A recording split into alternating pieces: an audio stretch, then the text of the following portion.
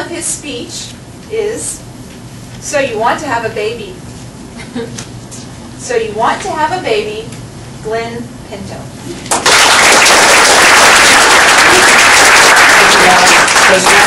Welcome, fellow Toastmasters and honored guests. I want to start by a quote by Leo Burke. He once said, if you know anybody who said they slept like a baby last night, they obviously don't have one. How many guests can relate to that? There's some parents in the room? I'm sure there are. And there's probably some people that are sitting on the fence. They're not really sure if they want to have a baby or not. And this speech is for you, so that you'll be able to decide, hopefully from my story, what you're going to do. You see, life was really good about 8 years ago. I lived in Terrasana with my wife. We were just a happily married couple. You know, we slept through the night, we had candlelight dinners, I got to play leisurely golf games for hours. I would call my wife, hey hon, I might go out with the boys, have a game of golf, and some beers. Sure, do whatever you want, honey, life is great. She would go running in the canyons and come back hours later, and then one day she came back and she said, after some meditative run, I think it was, I want to have a baby, hon. So I kind of took a step back, I was like, but life's so good. Life's fantastic. I've seen parents, you know, their hair is all frizzled and hair is being lost every single day. It was crazy. And, you know, gentlemen, once a woman makes up their mind, you cannot change it.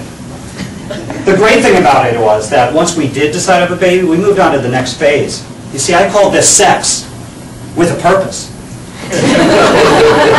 You see, I had meaningless sex and first-time sex and do you want to have sex and all this type of stuff, but sex with a purpose. I was in IT.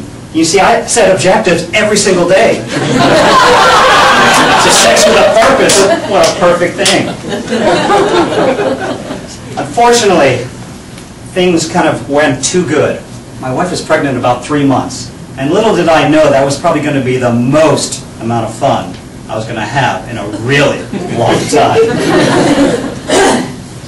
But we went to the accumulation phase. You know, once you decide to have a baby and you have a baby coming, you start buying things. I mean, it's crazy. I don't know what it is with women's hormones. They just get out the credit card and everything starts accumulating inside the house. And when you started buying strollers and car seats and rollers and binkies and bottles and boppies and bouncies, I mean, it was unbelievable.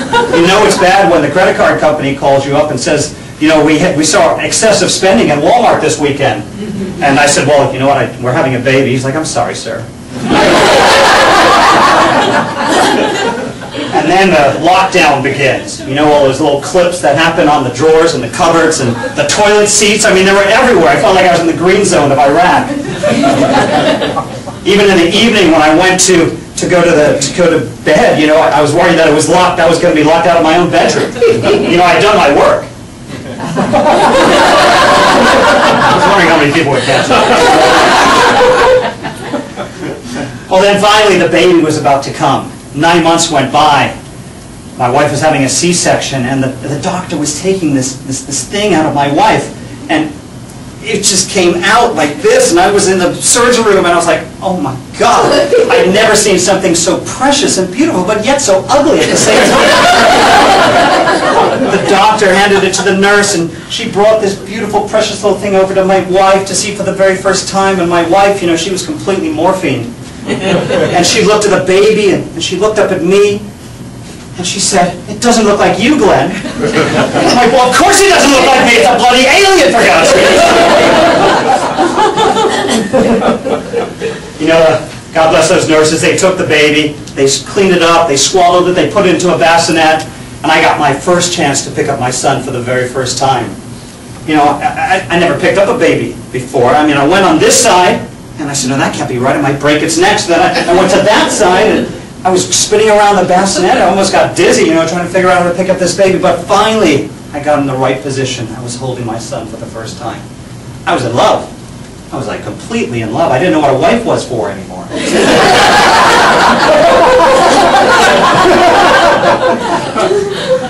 But finally, out of this tranquility, this little thing, I was touching his little fingers, and that baby smell, they should patent that. That's just incredible. This baby just all of a sudden went, wah! Started screaming, and I was like, oh my God, here you go, hon, it's your baby. And, you know, it was breastfeeding. We decided we're going to go breastfeeding. So, you know, we gave it to her, and the baby was supposed to just latch on, just like that, but it didn't quite latch on. It was biting. And the doctor said, well, we have lactations consultants that can help you out with this.